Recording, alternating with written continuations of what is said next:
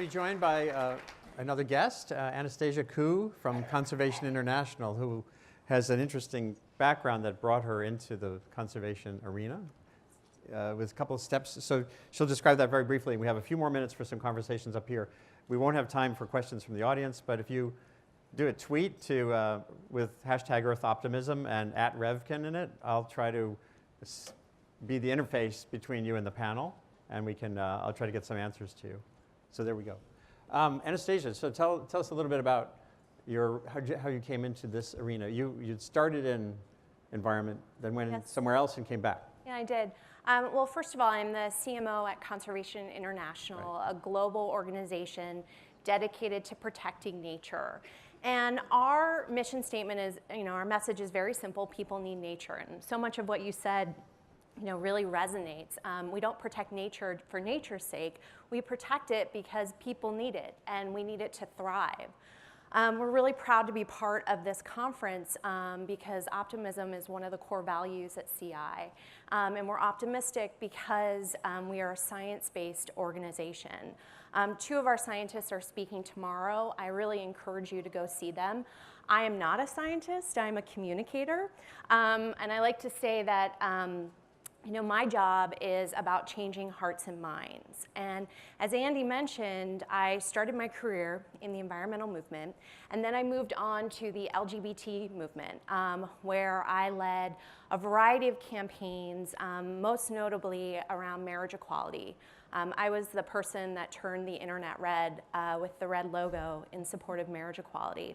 And so I have seen what it takes, to achieve really amazing success as a movement. And just to give you a little bit of perspective, I joined, I left the environmental movement and joined the Human Rights Campaign in 2005, which at 2004, if I can walk you back, the communities suffered a devastating blow when 11 states had same-sex marriage bans on the ballot. And so I walked in to a very different landscape. Fast forward 10 years, and now marriage equality is the law of the land. And we did that through really smart and strategic campaigns that were both legislative and electoral. We worked with institutions like Fortune 500 companies, hospitals, and other universities and other institutions to really protect people. And the work that I did was the public opinion, and we saw sweeping change in just a mere 10 years. And so, for me, this is a really personal movement. And the reason I came back to Conservation International is because all of those elements are there.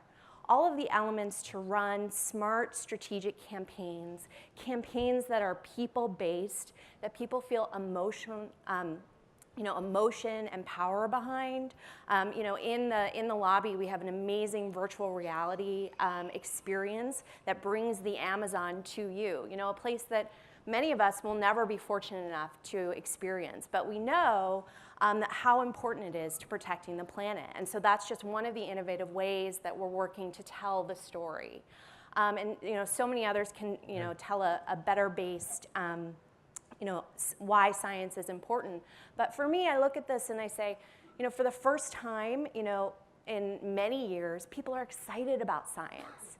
They're excited about the possibilities. And so all of these tenets around having the science, having the will, having the knowledge, I really do see so many parallels to the movement that I experienced such rapid and great success, and what I think that we can achieve together. And so that's why I came back to the movement. I'm so honored to be here with this incredible group of speakers, and really looking forward to a great discussion. Okay.